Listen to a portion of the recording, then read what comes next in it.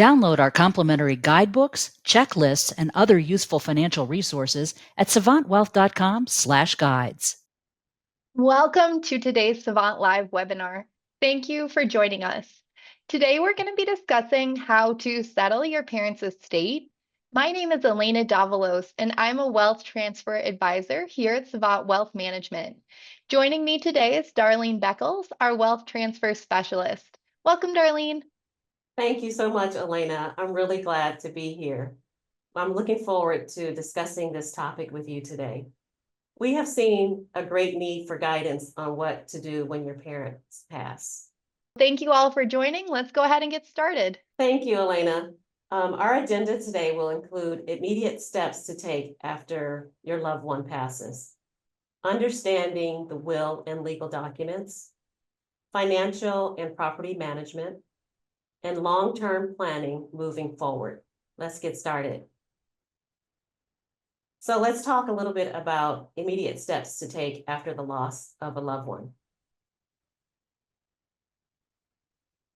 We all have experienced grief or will experience grief in our lifetime at some point. It's important to stop, take a breath, and understand what's taken place in your life, especially if you've never experienced this before. First, acknowledge your grief and the grief of your family members. If you or your family members feel the need for professional help to get through this grieving process, there are a number of resources for grief and counseling support groups. Understand the different expressions of grief, because we all grieve differently. And that's okay. Some of us are criers. Some of us want to hide and, not show our faces for a few days. It's okay. But it's important to support each other. You will need the support of your family and friends around you.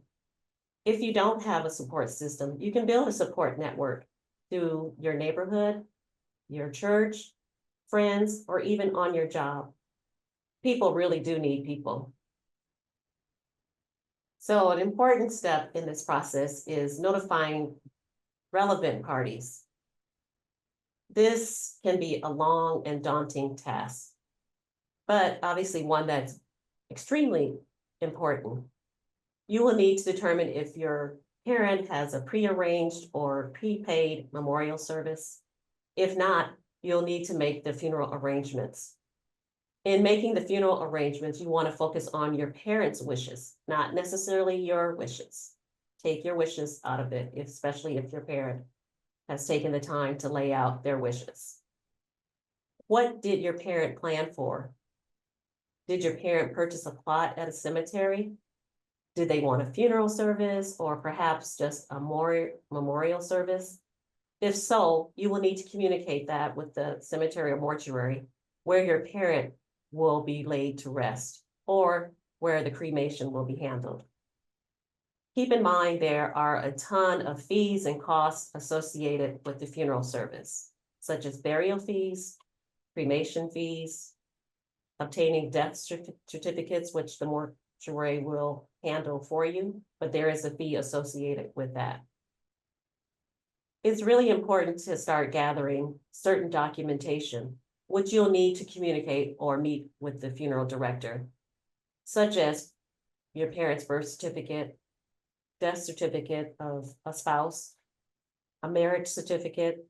Military records are very important if your parent wishes to have a military funeral, perhaps. Property deeds for the plot that was purchased in advance of your parents' death. This information will also be helpful in administering the estate, which we'll discuss a little later on.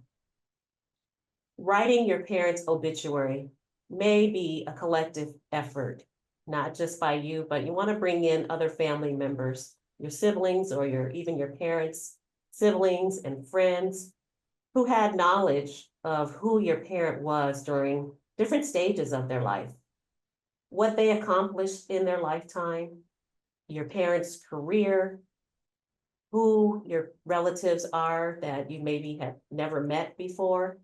Those people matter. To determine where to look for certain documents and information, you might want to just start with your parents' home. Perhaps looking in a file cabinet in your parents' home, boxes that may be sitting around or in the basement, in the nightstand in the home, or maybe even a safe deposit box that you knew your parent had at their local bank, where they maintained their checking account or savings account. Oftentimes, those organizations still have safe deposit boxes.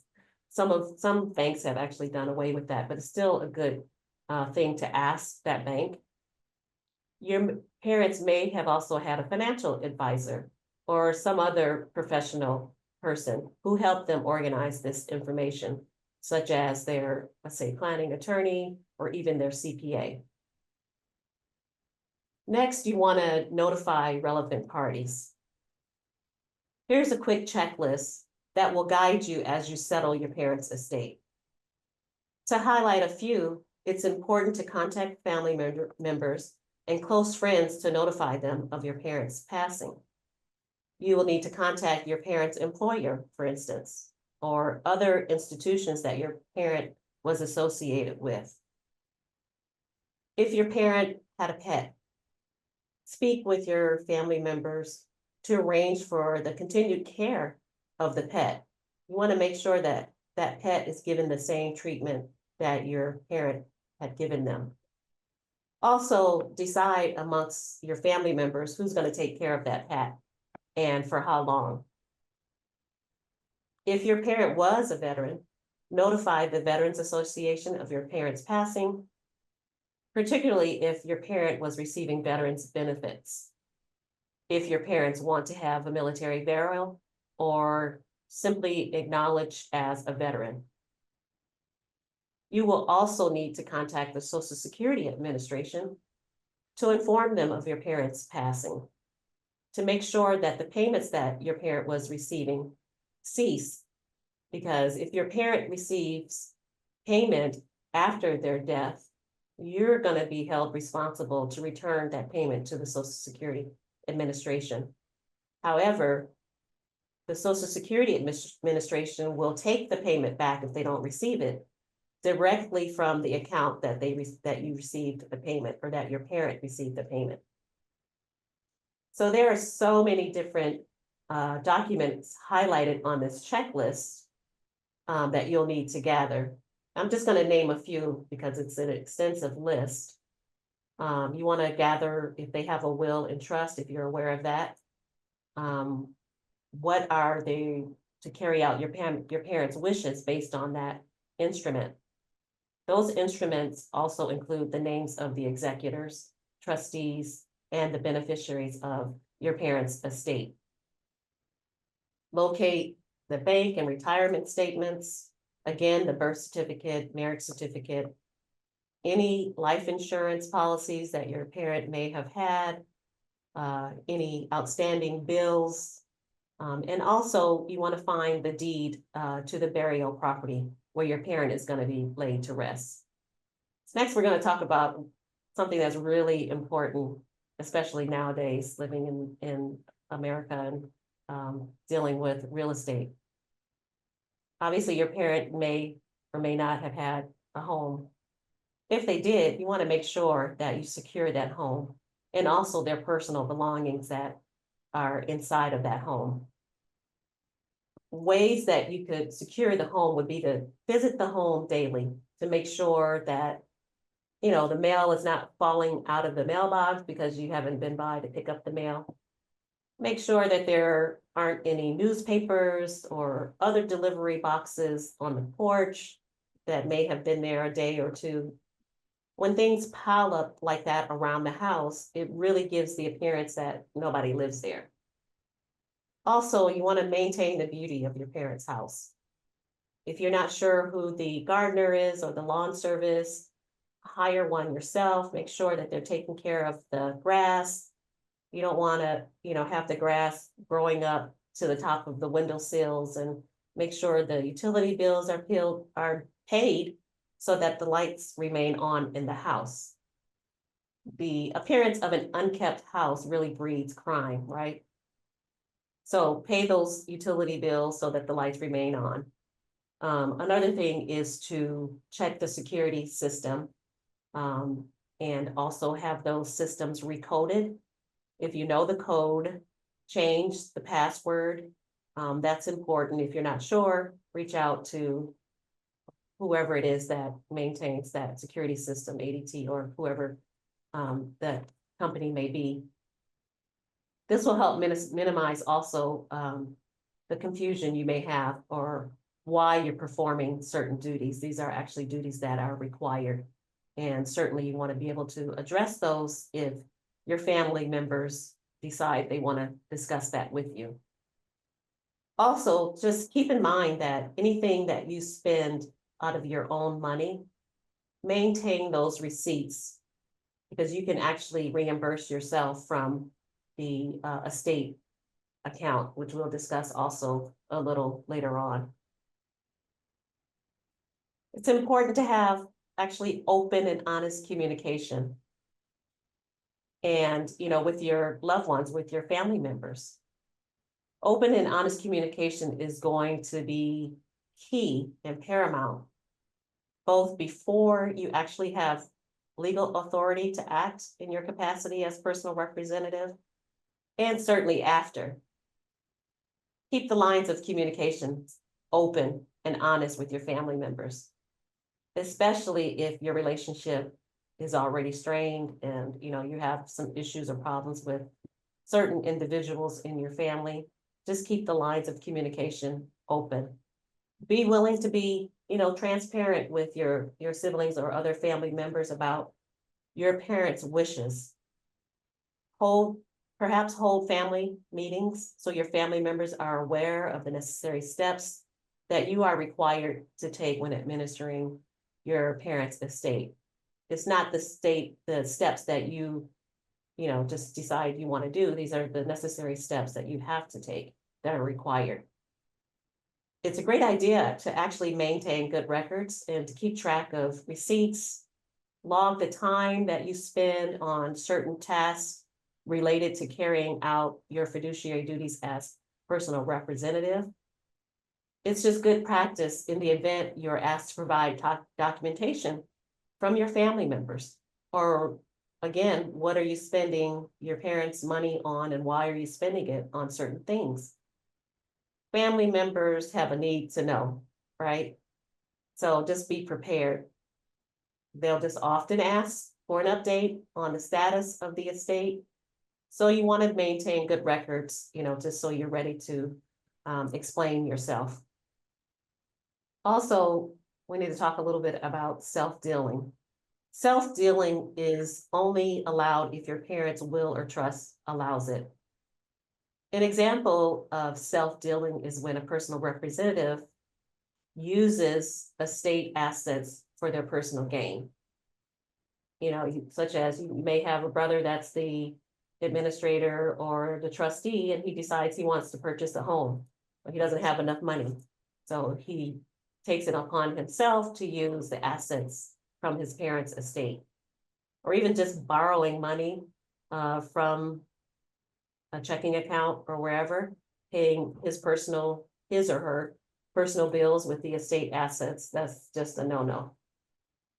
Again, if your family members don't understand your actions, be sure to explain the reason for your actions that may appear to them to be self-dealing, just in an effort to avoid family members contesting the will or engaging in disputes with you or other beneficiaries that could lead to court involvement. And we all know that anytime the court is involved, that takes a lot of money to administer that court case, and this is very expensive. It'll absorb a great deal of time, money, and energy.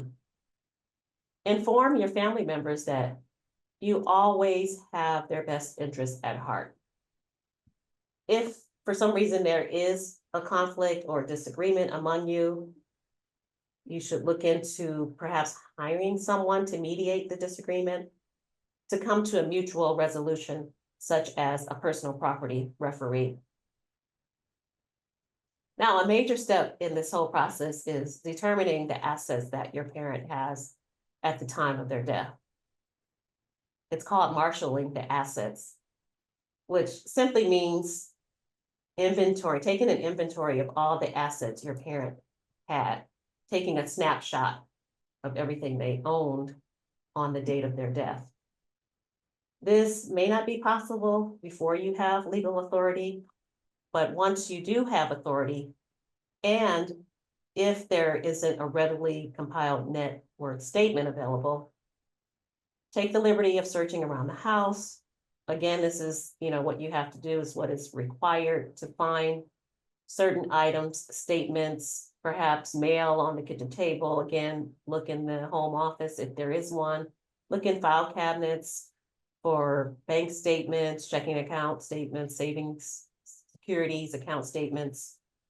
If you can't find anything like securities, account statements, then perhaps reach out to the custodian of those accounts to see if they can provide you with a current statement. You want to make a list of all the accounts that you come across, especially checking, savings account. No account is too small that needs to be inventoried as well. So big and small, checking, savings accounts, brokerage accounts, securities. Search for property deeds for your parents' primary home. And also, again, for a property that you may know that they own out of state, such as a vacation home. Search for qualified accounts such as IRA statements, Roth IRAs, and annuity statements. Also, again, take an inventory of the personal property, such as expensive artwork, or you may not know what the value is of it, but just take an inventory of it. Coin collection, cars again, and jewelry. Did your parent have life insurance, term or whole? This is important because it will help you determine actually which sort of legal estate your parents will have. So Alaina will now discuss understanding the will and legal documents. Thanks, Darlene, for explaining those immediate steps to take after a loss. I'm going to switch things up and discuss with you the different types of legal processes that you may have to go through to access your parents' estate. And just to clarify, we've used the word estate generically throughout our conversation today, but as you'll see on the screen in a minute, we actually have 3 different types of legal estates. So the first that we have is the probate estate. Your parents' estate will go through probate if 1, they had probate assets, and 2, they had a last will and testament. The second type of estate that we have is the trust estate. Your parents' estate will consist of a trust estate, also called trust administration, if they had a revocable living trust and it was funded either during their lifetime or via a transfer from their probate estate at their death. That's right, you can have both a probate estate and a trust estate with poor planning. We'll get to that more in a minute. Lastly, we have the most unfortunate type of estate, which is the intestate estate. Intestate means you have died with no last will and testament. If your parent was intestate, it means that the state law of the state they were domiciled in at the time of their death will control where, how, and to whom their assets will pass. This does not mean, however, that your parents' assets will escheat to the state, meaning the state doesn't get them, but the state law will control who receives those assets. Also, for our conversation today, when I'm talking about your parents' estate generally, no matter what type of estate it is, I'm going to refer to the personal representative as the person who is taking care of business, the personal representative. So before we delve into the details about the different types of estates, we need to figure out which type of estate your parent had.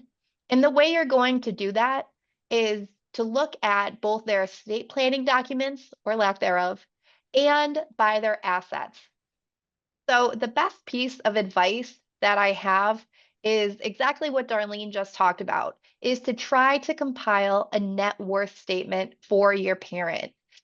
That can be really hard to do if you don't have legal access to their accounts. Hopefully, however, you can find the information you need in their personal effects or have the name of that financial advisor or attorney that you can call who can point you in the right direction. Some assets will not be a part of their legal estate because some assets pass automatically, meaning that the personal representative will have no legal authority over them. It's important to understand these differences because misunderstandings can lead to conflict between the personal representative and other beneficiaries of the estate. So, the first sort of non legal asset that we're going to talk about is something that we deal with here at Savant every day, and that's beneficiary designations. You'll usually see these on retirement accounts and life insurance policies. Some states do allow designations to be put on LLC interests or other business interests, but it varies by state. These assets also usually transfer automatically to the named beneficiary once the death certificate has been provided to the account holder. So if you're looking at your own estate planning or you're looking at your parents' estate plan, it's important to consider who the beneficiaries on those accounts are because that person that's named as a beneficiary is free to use or transfer the assets as he or she desires. Retirement accounts, your 401ks, any other qualified accounts, they do have specific rules for naming beneficiaries. Generally, on your 401k, the surviving spouse has a right by federal law to be the beneficiary of the decedent's qualified plan retirement assets unless that's been waived in writing. That surviving spouse does not have that right to be the beneficiary of their deceased spouse's IRA or Roth IRA. A lot of times, beneficiaries are chosen on these qualified accounts because of the tax treatment that that beneficiary receives. So a lot of times, a surviving spouse is named as the outright primary beneficiary. This, however, is not always the best plan if you've got an incapacitated spouse or a blended family, where it may be better to have assets go into a trust for the spouse instead of to the spouse outright. So when you're reviewing your parents' estate, you see that decisions have been made on qualified accounts, it may be for tax purposes. However, the estate or a trust, either revocable or irrevocable, can be named as the beneficiary on these accounts. There are different tax ramifications for naming the estate as the beneficiary in a qualified account, so make sure you talk to a trusted advisor before making that decision yourself or when you're handling your parents' estate. If that's the case, if the estate or the trust is named as the beneficiary, then the personal representative will be able to access those accounts and bring them into your parents' legal estate. There are some other assets that will pass automatically, including assets that pass via joint ownership. If you're a joint owner on a bank account with your parent, you may have immediate access to that account at their death. Sometimes you'll see little letters on those accounts or on real estate deeds. That's another commonly held joint property. Something like JTWRS, joint tenants with rights of survivorship. Sometimes there's an O in there too.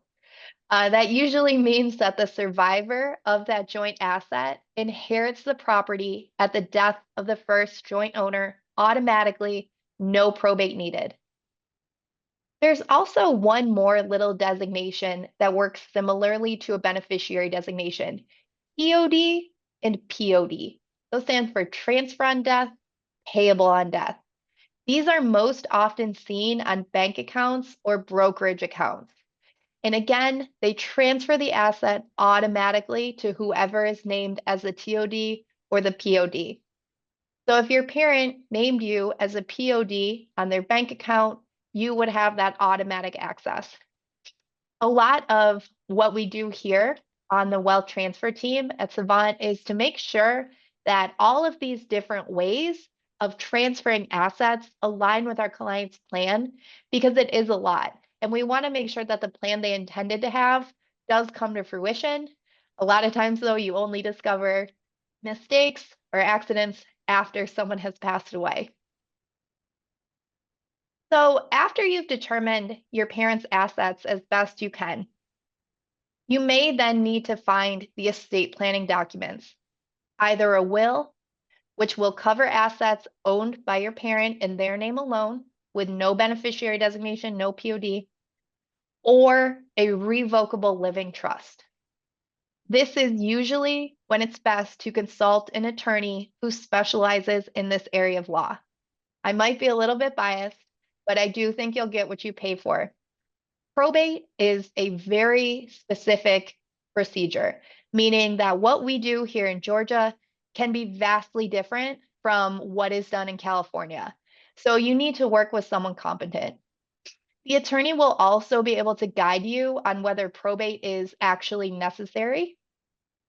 Some states do offer what's called a small estate affidavit or something similar to that. So if your parents' bank account, which they owned in their name alone, only has $10,000, you may not need to do a formal probate of their will. Again, this is state specific and you should consult an attorney. The other thing that you'll want to do, and your attorney should lay this out, is who is the attorney representing? Make sure whenever you engage an attorney, you're clear on the representation. Is it the estate? Is it the executor? Is it you? Is it your parent? Is it someone else? Asking this question is important, and make sure that it's written down in your engagement letter. One other brief point that I want to touch on is your parents' powers of attorney, because you may find these documents as well mixed into their estate planning documents. So there's a financial power of attorney and a healthcare power of attorney. Both are documents that come into effect while your parent was still living. The financial power of attorney gives someone that you've named or your parent named, called your agent, access to your different assets. The healthcare power of attorney allows someone to make healthcare decisions for you on your behalf if you cannot communicate with your doctor. The financial power of attorney is generally ineffective after you have died.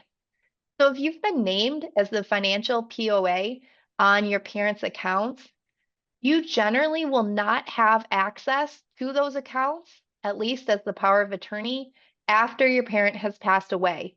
Many people believe that the power of attorney will still be in effect, but that typically is not the case.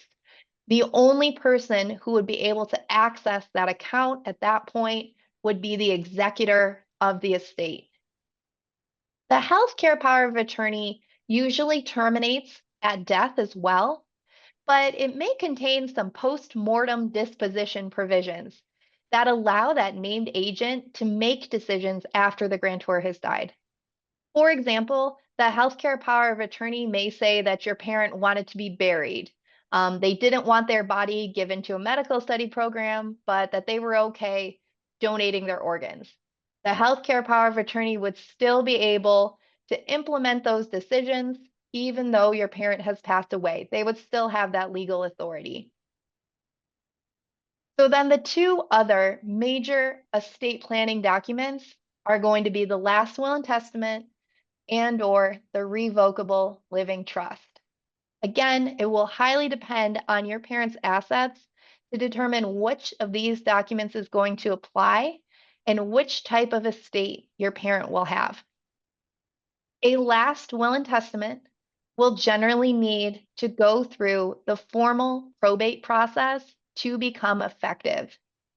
It will also nominate a guardian for minor or incapacitated children, as well as name an executor to make decisions.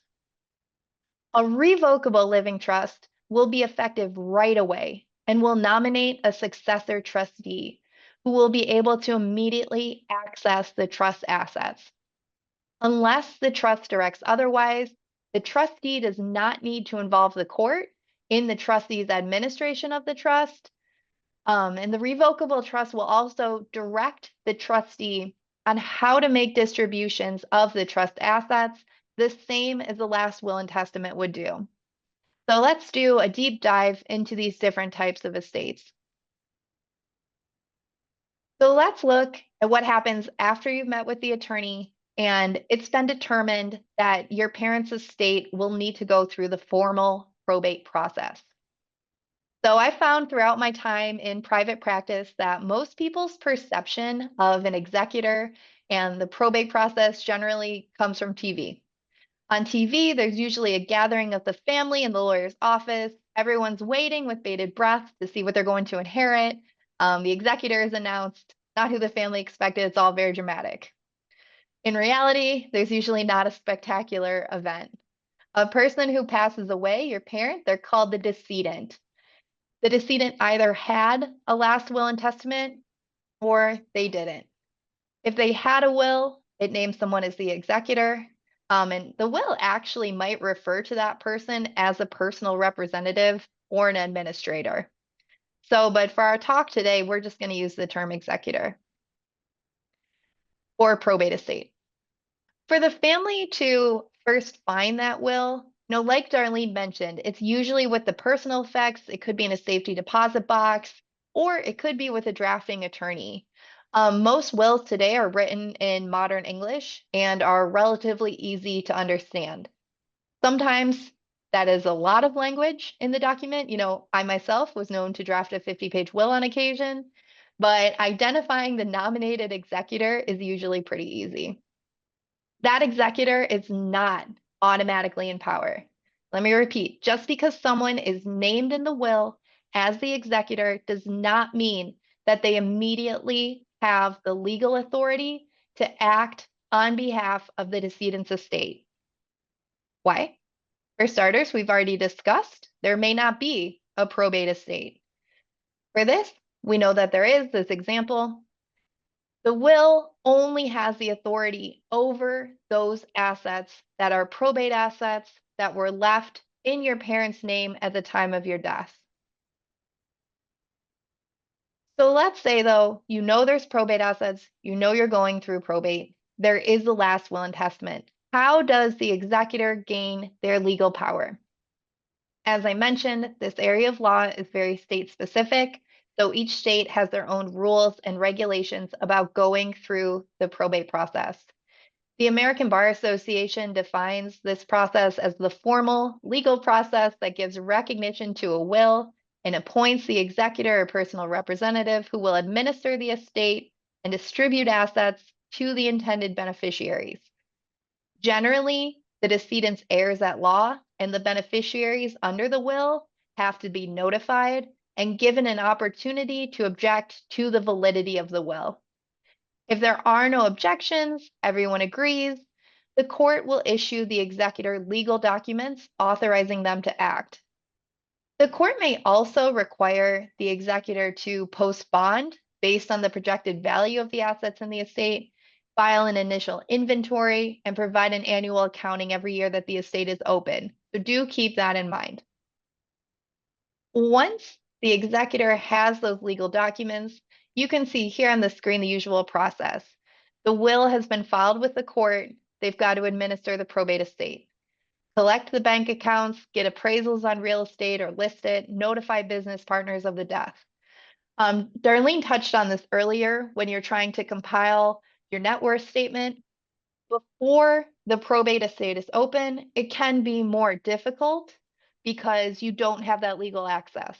However, once you've been appointed as the executor, you do have legal access to all of the decedent's accounts in order to manage that estate. You also must typically notify any of your parents' creditors of their death and pay final expenses. That includes the funeral bills, the cost of administration, such as legal and CPA fees, and pay any final taxes. When Darlene was talking earlier about, whoever ends up paying for those funeral bills, paying to upkeep the house, a lot of that can be reimbursed once the estate is open and once the executor has access to the accounts. Then, Once all the debts have been paid, that's when the executor will be able to distribute the assets according to the terms of the will to the beneficiaries. So if you are named as the executor in your parents' estate, this does sound relatively simple, and it can be, but there are also aspects of being an executor that makes it an undesirable job, shall we say. And Darlene touched on this, that family conflict can make this very difficult. Taxes and unusual assets like business interests, oil and mineral rights, out-of-state real estate, those can make this much more difficult for the executor. With good planning, though, the executor can be a short-term role that keeps the family harmony and sufficiently and succinctly distributes your parents' assets. One thing to note, though, if you are as an executor, typically you can get paid. Either the will or state law dictates what the executor is entitled to for doing all this work. So make sure, either if you're creating your own will or you're acting as an executor, you're aware of what those executor fees are. Let's say, though, that your parent had a revocable living trust. Your parent will be called the grantor, and they would name someone, usually themselves, as the initial trustee to hold assets in trust for the benefit of someone, usually themselves. At their death, a successor trustee is appointed to manage and continue to hold the assets in trust for a new trust beneficiary, or to distribute the trust assets outright to those new beneficiaries. Now, this trust can either be funded during your parents' lifetime by them having moved assets into it, or it can be funded at their death via probate assets.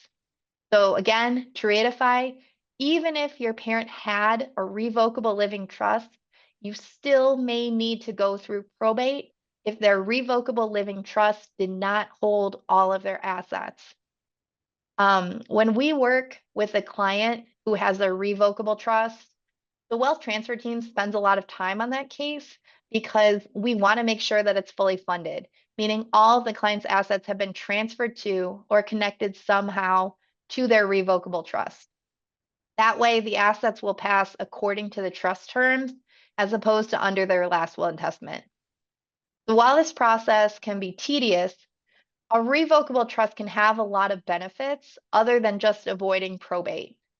So you may see your parent had a revocable trust, they wanted to avoid probate.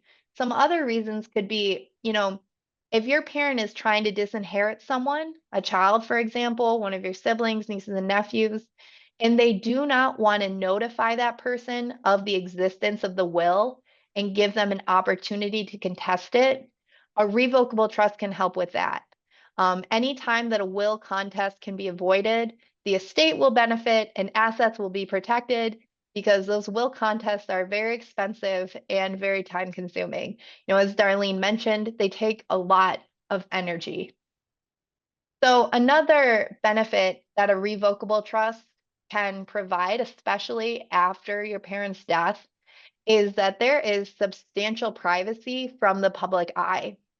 Unlike a will, the revocable trust typically does not become public knowledge, meaning that your parents' neighbors can't find out who got a cash gift and how much, and wannabe thieves won't know who got all the jewelry. So that privacy makes the trust very worthwhile to some people. Otherwise, the revocable trust is going to work the same as a will at death. It can create testamentary trusts called subtrusts for minor beneficiaries, tax planning, or asset protection planning. It can provide more privacy for the grantor. However, generally, you will still have the same flexibility as the will, but without the administrative burden of probate. One thing to note too about the revocable trust, if that's what your parent had, it does become irrevocable at the grantor's death. This can be a scary term for some people because irrevocable sounds a lot like unchangeable. While this may be true, I will say that today's trust laws are generally becoming more flexible, and beneficiaries and trustees have a lot more options if they need to make changes to an irrevocable trust. Again, you should always consult your attorney when you're dealing with a trust to see what your options are. So let's say you've been named as the trustee of your parents' revocable trust. What are your duties? You'll see them here on the screen. You'll administer the trust according to the trust terms. You'll collect all the trust assets, again, either by gaining access to them as a successor trustee or receiving them from the executor of your parents' estate. You'll pay your parents' final taxes, any outstanding debts, and you'll pay for any administrative expenses that the executor didn't cover. After that is where things get tricky, and you'll need to look closely at the trust terms.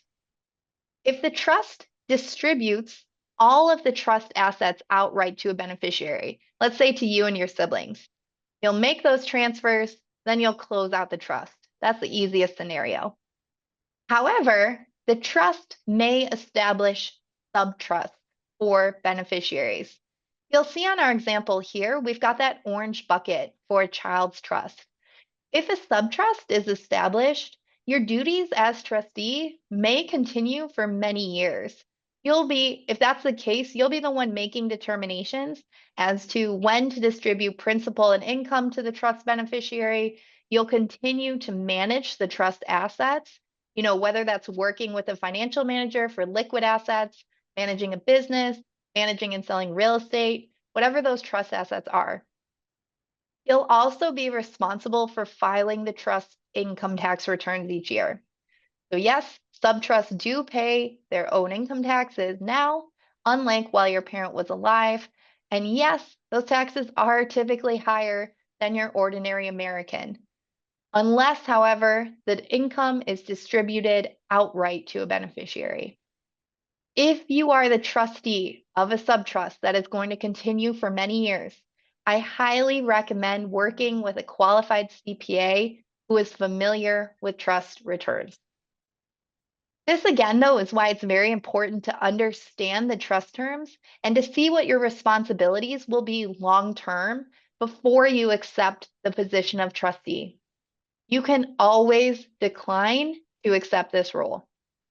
Usually, there will be a backup trustee named in the trust document, but if not, the beneficiaries of the trust can always petition the court to appoint another trustee.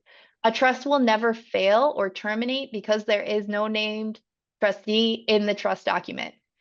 So don't ever feel pressured to accept this role, but do know that the court-appointed trustee may not be who the beneficiaries would have chosen. It wouldn't have been their first pick. It's usually a county trustee or a corporate trustee, both of whom have a tendency to take their trustees' fees, much to the beneficiary's chagrin. More fees equals less trust fund for the beneficiary. That makes sense. So the last type of estate that your parent may have is an intestate estate. That is the worst case scenario. An intestate estate means that your parent died without a last will and testament. So the next time you hear about your buddy or a family member signing their estate planning documents, you can go ahead and congratulate them on becoming testate.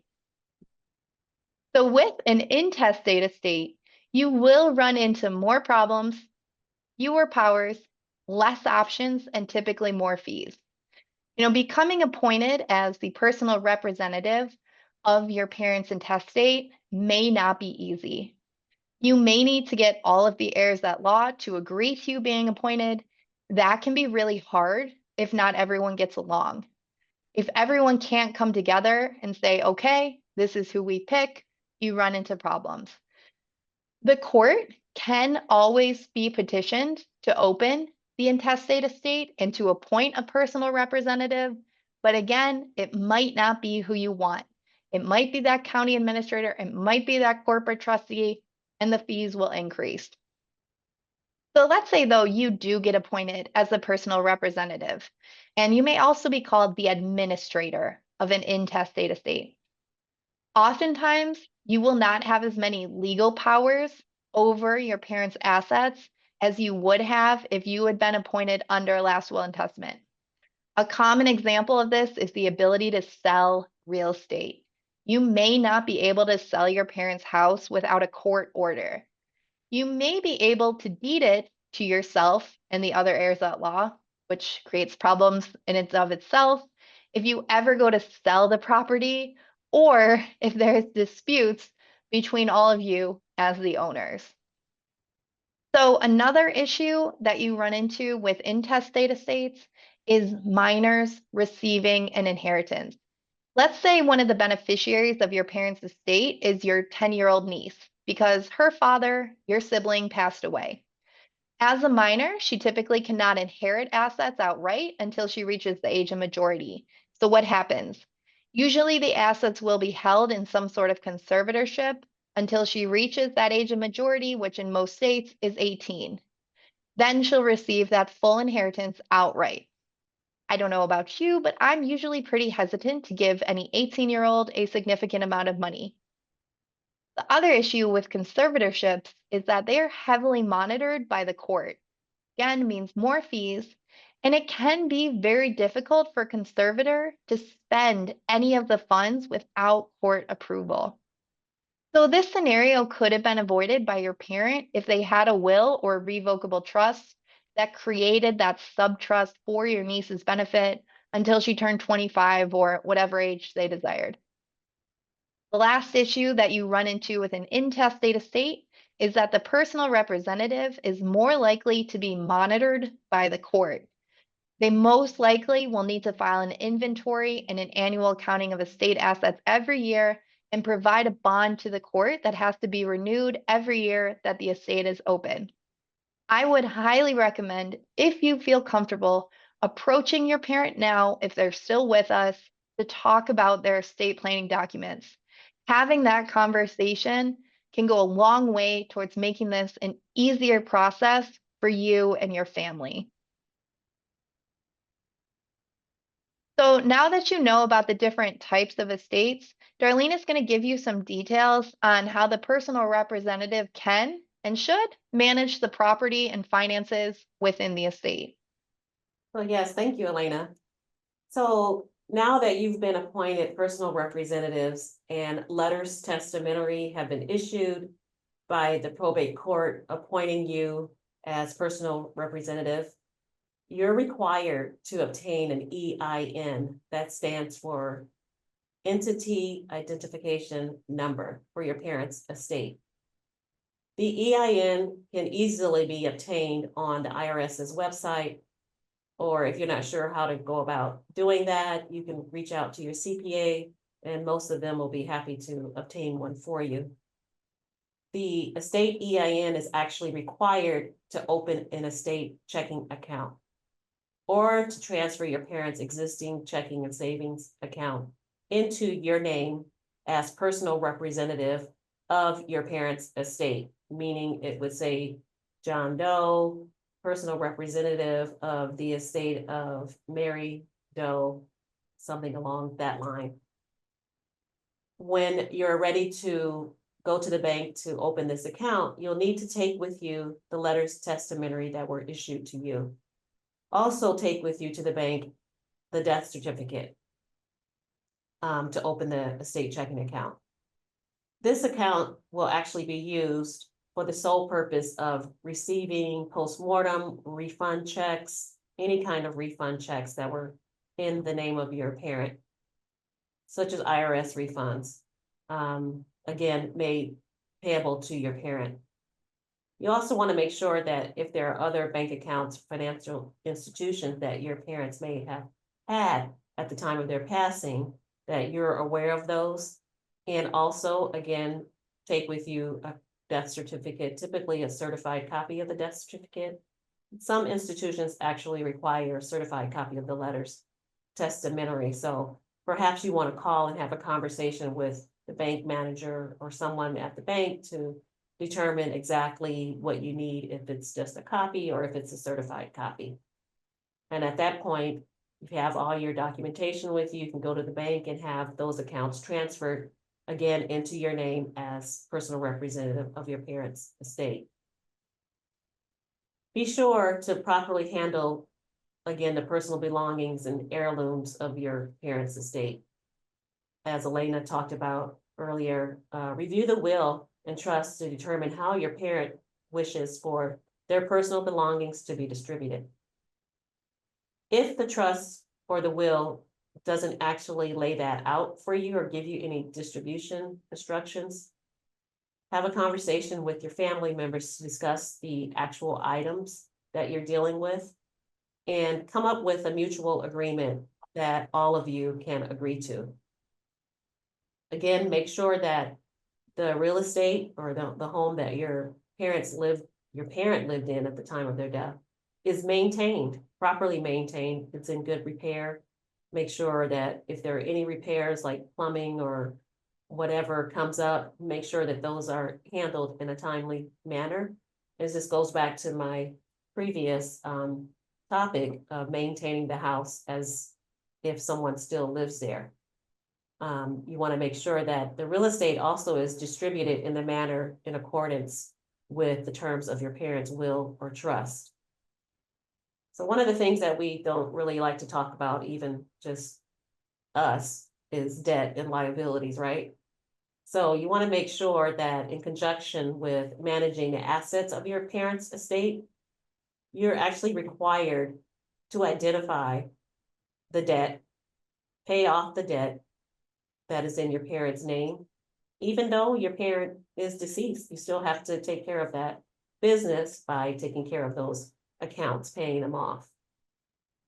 From, the new estate checking account that you went and opened at the bank, you'll need to pay your parents' outstanding bills from that particular account, all their utility bills, medical bills, illness bills, like, perhaps they went to the hospital and, the ambulance, there's fire department that's gonna send you an invoice, medical bills from the hospital.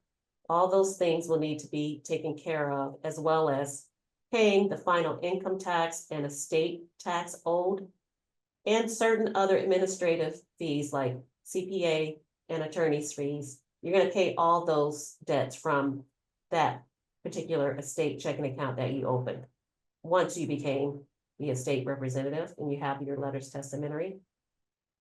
So I'm going to talk a little bit about what some of the estate tax returns are. So whether your role is that of executor or trustee, there are a few important deadlines when it comes to administering your parents' estate. The first is going to be when the decedent's final income tax return is due. Because I'm sure most of you know that that's April 15th, right? I certainly know it because my birthday is April 16th of the following year after your parents' death. The deadline can also be extended to October 15th. The same deadline applies to estate income tax return, which has to be filed for any income earned by the decedent's assets after their death, but before they're distributed to final beneficiaries. You want to make sure that those funds are still available. So as long as it exceeds a certain threshold, which is $600. These exact same rules apply for a trust income tax return. So if you're a trustee of a revocable living trust, the grantor passes away and the trust assets earn more than $600 in a year, you as the trustee will need to file a trust income tax return. One final return that the personal representative may need to file is the federal estate tax return, which is better known as Form 706 in the legal world and the IRS world. This return is actually due 9 months after the decedent's death. You can also get an available 6-month extension. So unlike returns with a calendar year, this return is based off of the date of death.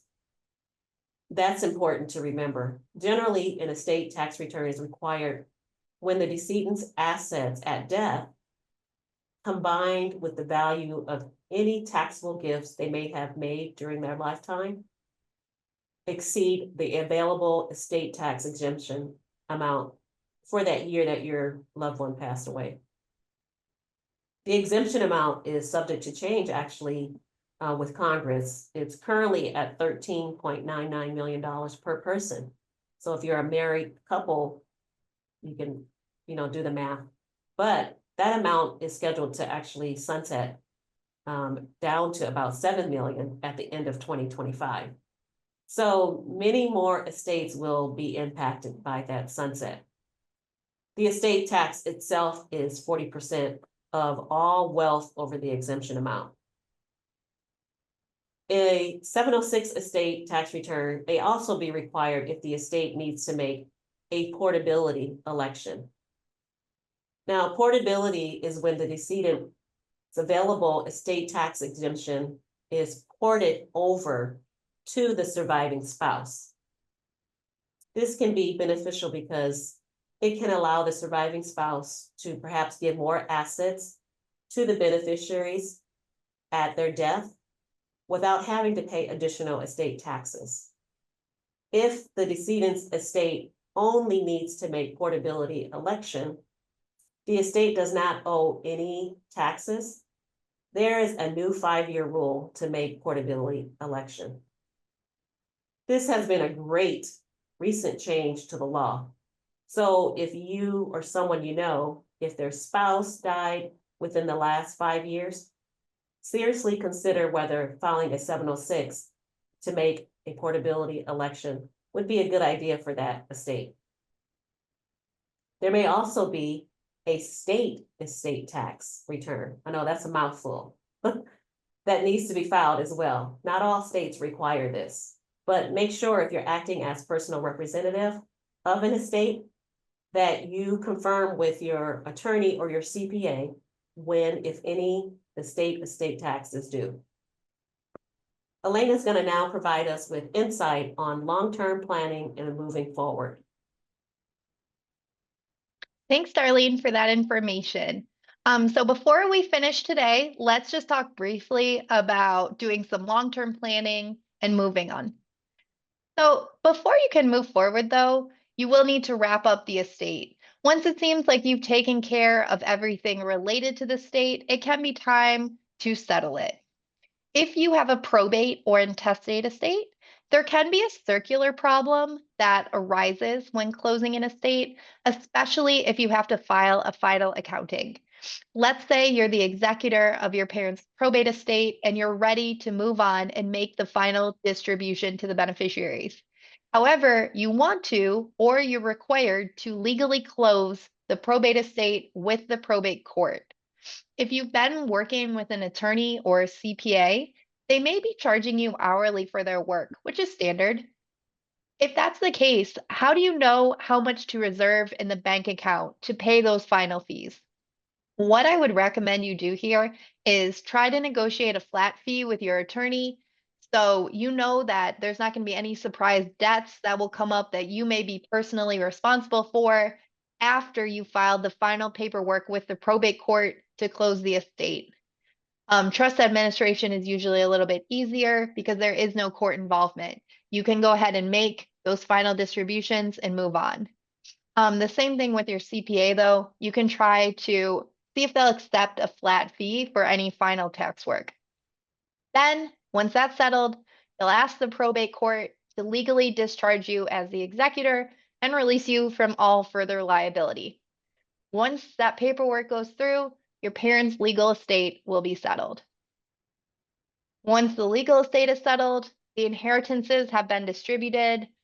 What then? We've talked a lot today about the legal side of handling your parents' estate, but of course, there's still so much emotion to handle with the loss of a parent, especially around holidays, birthdays, family vacations. And so, one method to help you cope is if you've received an inheritance, you can always consider using those funds to help create and honor your parents' legacy. Throw that big party for them. Take your family on that trip to create new memories. A good friend of my mother-in-law's passed away a few years ago, and she left her a small inheritance. My mother-in-law used that money to take us all on a trip to Italy. And while we were there, we said our toast to Teresa. We thanked her for this opportunity. So it's the small things that can go a long way towards remembering your loved ones. Another great way to help your parents' legacy live on is to give to their charity. Make a charitable donation to your parents' church or an organization that was near and dear to them. Our Savant office here in Atlanta, we sponsor local families around Christmas time. We buy toys and clothes, and we do all the things to help make these families' Christmases special. Doing something like that in your neighborhood or your community in honor of your parent could be a wonderful way to celebrate their memory and have a real impact during the holidays or year round. As always, you know your parent best and you'll know how they would have want to be honored. And one of the best ways to honor your parents, especially if you've received an inheritance, is to make sure it's treated appropriately when it's passed to the next generation. And you can do that by updating your own estate plan. So I've got this list here of things to think about: your wills and executors, powers of attorney, coordinating beneficiaries. When I was in private practice, I had so many clients walk in the door saying their parent had just passed away and they'd either had a horrible time and wanted to avoid that for their children, or the probate was super easy and they wanted to make sure their children had the same experience. Estate planning is not really what you do for your benefit, it's for those you leave behind. So I do recommend not putting it off. Get your documents done. And with those words of wisdom, we are done with our presentation for today. We have received a few questions that we're going to go over. We've received quite a few questions today, so I'm just going to pick a couple to discuss. The first one: my parents have never talked to me about their estate planning. How do I approach them? How do I bring up this subject to them? So that can be a really hard one because, a lot of people in certain generations are still very uncomfortable talking about money. A lot of people are very uncomfortable talking about death. And the best recommendation I have for that is, especially if you've listened to me, done your own estate planning, come at it from that perspective or try to bring in something personal. Say, hey, I just did my own documents. Do you guys have yours done? Or a friend of mine recently passed. Their parent went through a good probate. It made me think about what's going to happen with you guys. I would try to do it if you feel uncomfortable or if you worry there's going to be issues. I would try to just do it as casually as possible. So another question we have: I've been nominated as an executor in my parents' will. Do I have to do it? Darlene, do you want to answer this one? Sure, Alaina, I will. So no, being nominated an executor is actually an honor and a huge responsibility, but it doesn't obligate you to have to serve. So you have the right to decline your appointment or the position of being the executor, and there's no penalty for saying no. Wills often name an alternate executor in case the primary executor declines to act or to serve. If that's the case and the will does not actually name an alternate executor, the court can actually appoint someone else to serve as executor, particularly if the backup person, if there is a backup person named, but they also decline, then the court will take the position and nominate someone to act in that capacity. Good And I question. think just to hop off that, the estate will never not be open because there is no executor nominated. Right. So somehow, some way, someone will handle the estate. So that is all we have time for today. Thank you guys so much for joining us, and we will see y'all again soon. Thank you. If you enjoyed this webinar, visit savantwealth.com/guides and download our complimentary guidebooks, checklists, and other useful financial resources.